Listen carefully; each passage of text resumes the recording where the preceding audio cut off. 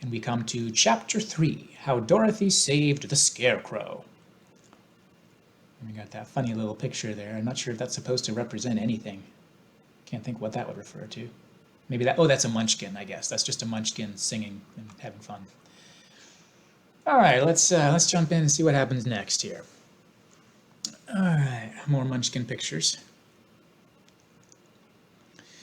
When Dorothy was left alone, she began to feel hungry. So she went to the cupboard and cut herself some bread, which she spread with butter. I guess she's still at her house there and they just left. She gave some to Toto, and taking a pail from the shelf, she carried it down to the little brook and filled it with clear, sparkling water. Toto ran over to the trees and began to bark at the birds sitting there. Dorothy went to get him and saw such delicious fruit hanging from the branches that she gathered some of it, finding it just what she wanted to help out her breakfast. Then she went back to the house, and having helped herself and Toto to a good drink of the cool, clear water, she set about making ready for the journey to the City of Emeralds. Dorothy had only one other dress, but that happened to be clean and was hanging on a peg beside her bed. It was gingham, with checks of white and blue, and although the blue was somewhat faded with many washings, it was still a pretty frock. The girl washed herself carefully, dressed herself in the clean gingham, and tied her pink sunbonnet on her head. She took a little basket and filled it with bread from the cupboard, laying a white cloth over the top. Then she looked down at her feet and noticed how old and worn her shoes were. "They surely will never do for a long journey, Toto," she said. And Toto looked up into her face with his little black eyes and wagged his tail to show he knew what she meant. At that moment Dorothy saw, lying on the table, the silver shoes that had belonged to the Witch of the East. "I wonder if they will fit me," she said to Toto. "They would be just the thing to take on a long walk in, for they could not wear out." She took off her old leather shoes and tried on the silver ones, which fitted her as well as if they had been made for her. Finally she picked up her basket. "Come along, Toto," she said. "We will go to the Emerald City and ask the Great Oz how to get back to Kansas again." She closed the door, locked it, and put the key carefully in the pocket of her dress. And so, with Toto trotting along soberly behind her, she started on her journey. There were several roads nearby, but it didn't take her long to find the one paved with yellow brick. Within a short time she was walking briskly toward the Emerald City, her silver shoes tinkling merrily on the hard yellow roadbed. The sun shone brightly, and the birds sang sweet, and Dorothy didn't feel nearly as bad as you might think a little girl would who had been suddenly whisked away from her own country and set down in the midst of a strange land.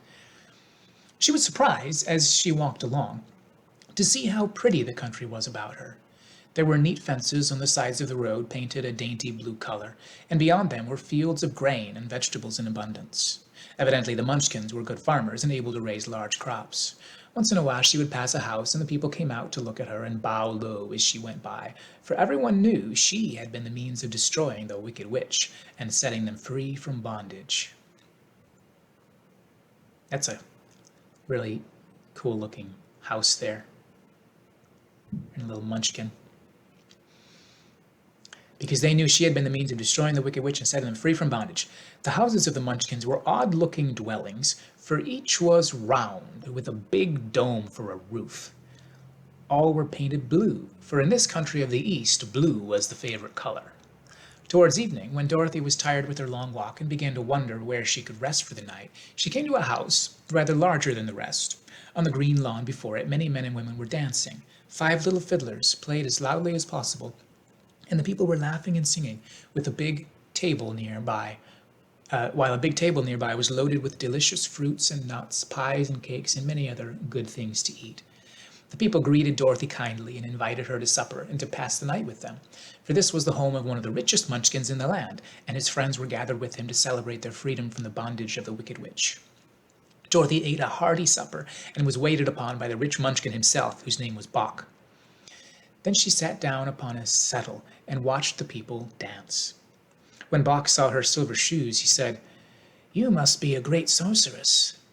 "Why?" asked the girl. "Because you wear silver shoes and have killed the wicked witch. Besides, you have white in your frock, and only witches and sorceresses wear white." These pictures are so quirky looking.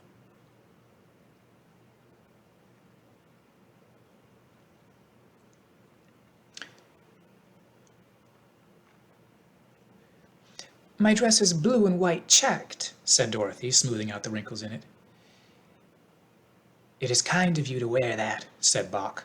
Blue is the color of the Munchkins, and white is the witch color, so we know you are a friendly witch. Dorothy didn't know what to say to this, for all the people seemed to think her a witch, and she knew very well she was only an ordinary little girl who had come by chance of a cyclone into a strange land. When she had tired watching the dancing, Bock led her into the house, where he gave her a room with a pretty bed in it. The sheets were made of blue cloth, and Dorothy slept soundly in them till morning, with Toto curled up on the blue rug beside her. She ate a hearty breakfast and watched a wee Munchkin baby who played with Toto and pulled his tail and crowed and laughed in a way that greatly amused Dorothy. Toto was a fine curiosity to all the people, for they had never seen a dog before. How far is it to the Emerald City? The girl asked. I do not know, answered Bock gravely, for I have never been there. It is better for people to keep away from Oz, unless they have business with him. But it is a long way to the Emerald City, and it will take you many days. The country here is rich and pleasant, but you must pass through rough and dangerous places before you reach the end of your journey. This worried Dorothy a little, but she knew that only the great Oz could help her get to Kansas again, so she bravely resolved not to turn back. She bade her friends goodbye, and again started along the road of yellow brick. When she had gone several miles, she thought she would stop to rest, and so climbed to the top of the fence beside the road and sat down. There was a great cornfield beyond the fence, and not far away she saw a scarecrow placed high on a pole to keep the birds from the ripe corn. Dorothy leaned her chin upon her hand and gazed thoughtfully at the scarecrow. Its head was a small sack stuffed with straw, with eyes, nose, and a mouth painted on it to represent a face. An old pointed blue hat that had belonged to some Munchkin was perched on his head, and the rest of the figure was a blue suit of clothes, worn and faded, which had also been stuffed with straw. On the feet were some old boots with blue tops, such as every man wore in this country, and the figure was raised above the stalks of corn by means of the pole stuck up its back. While Dorothy was looking earnestly into the queer painted face of the scarecrow, she was surprised to see one of the eyes slowly wink at her. Once again, these quirky pictures, but I like this picture. And there's her just kind of relaxing and just kind of staring with her chin on her hands. Just kind of staring. What she doesn't know is that it's looking back at her, and then it winks. And she's like, what? Oh, man. That's a nice image. You know, just that quiet moment. She's been walking a long time. She's tired, and she sits down. And she's just enjoying the landscape of the field and the quirky little scarecrow. And then it looks back at her and winks. Oh, I love it. One of the eyes slowly winked at her. She thought she must have been mistaken at first, for none of the scarecrows in Kansas ever wink. But presently the figure nodded its head to her in a friendly way. Then she climbed down from the fence and walked up to it, while Toto ran around the pole and barked.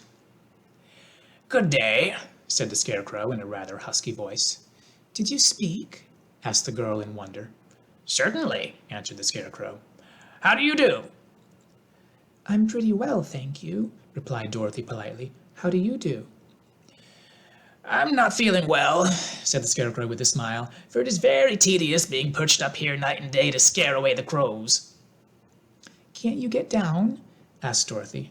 No, for this pole is stuck up my back.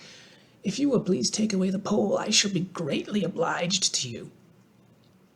Dorothy reached up both arms and lifted the figure off the pole, for being stuffed with straw, it was quite light. Thank you very much, said the scarecrow when he had been set down on the ground. I feel like a new man. Dorothy was puzzled at this, for it sounded queer to hear a stuffed man speak and to see him bow and walk along beside her. Who are you? Asked the scarecrow when he had stretched himself and yawned. And where are you going? My name is Dorothy, said the girl, and I'm going to the Emerald City to ask the great Oz to send me back to Kansas. Where's the Emerald City? He inquired, and who is Oz? Why, don't you know? She returned in surprise. No, indeed, I don't know anything. You see, I'm stuffed, so I have no brains at all, he answered sadly. Oh, said Dorothy, I'm awfully sorry for you. Do you think, he asked, if I go to the Emerald City with you, that the great Oz would give me some brains? I cannot tell, she returned, but you may come with me if you like. If Oz will not give you any brains, you will be no worse off than you are now. That is true, said the Scarecrow. You see, he continued confidentially, I don't mind my legs and arms and body being stuffed because I can't get hurt. If anyone treads on my toes or sticks a pin into me, it doesn't matter, for I can't feel it. But I do not want people to call me a fool, and if my head stays stuffed with straw instead of brains, as yours is, how am I ever to know anything? I understand how you feel, said the little girl, who was truly sorry for him. If you will come with me, I'll ask Oz to do all he can for you. Thank you, he answered gratefully. They walked back to the road.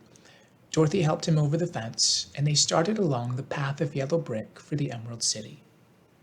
Toto did not like this addition to the party at first. He smelled around the stuffed man as if he suspected there might be a nest of rats in the straw, and he often growled in an unfriendly way to the Scarecrow. Don't mind Toto, said Dorothy to her new friend. He never bites. Oh, I'm not afraid, replied the Scarecrow. He can't hurt the straw.